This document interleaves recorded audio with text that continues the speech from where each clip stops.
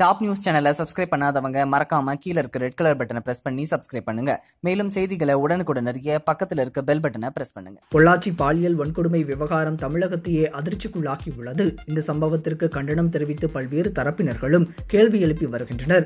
பொள்ளாச்சியில் இளம்பெண்கள் கல்லூரி மற்றும் பள்ளி மாணவிகளை பாலியல் வன்கொடுமை செய்து அவர்களை மிரட்டி வந்த கும்பல் தற்போது கைது செய்யப்பட்டிருக்கின்றனர். இந்த விவகாரத்தில் அதிமுக கட்சியுடைய தலையீடு இருப்பதாக தகவல்கள் வெளியாகி வருகின்றன. இதனைத் தொடர்ந்து அரசியல் கட்சியினர், சினிமா பிரபலங்கள், சமூக ஆர்வலர்கள் இந்த விவகாரத்திற்கு எதிராக குரல் எழுப்பி வருகின்றனர்.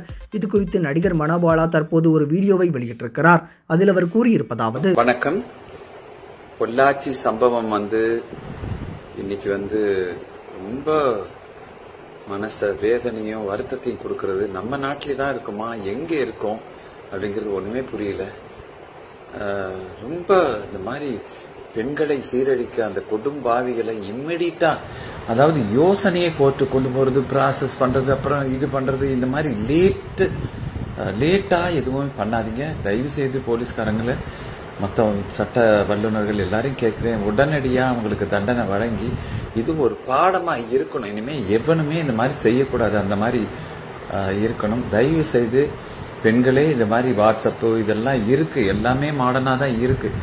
ஓகே, அது எந்த அளவுக்கு யூஸ் பண்ணுமோ அந்த அளவுக்கு யூஸ் பண்ணுங்க. தயவு செய்து உங்களுக்கு கெஞ்சி கேட்கிறேன். உங்களை பெற்றவங்க எவ்வளவு மனசு வேதனைப்படுவாங்க பாருங்க. சரி, இப்போ இந்த பொள்ளாச்சி சம்பவம் பத்தி உங்களுடைய கருத்துக்கள் என்ன அப்படின்னும், அது மட்டும் இல்லாம குற்றவாளிகளுக்கு எந்த மாதிரியான தண்டனை கொடுக்கணும், அதை பத்தி உங்களுடைய கருத்துக்கள் என்ன அப்படின்றதையும் மறக்காம கமெண்ட் செக்ஷன்ல கமெண்ட் பண்ணுங்க. இந்த தகவல் உங்களுக்கு பிடிச்சிருந்தா லைக் பண்ணுங்க, கமெண்ட் பண்ணுங்க. மறக்காம கீழ இருக்க ரெட் கலர் சப்ஸ்கிரைப் பட்டனை பிரஸ் பண்ணி டாப் நியூஸ் சேனலுக்கு சப்ஸ்கிரைப் பண்ணுங்க. நன்றி, வணக்கம்.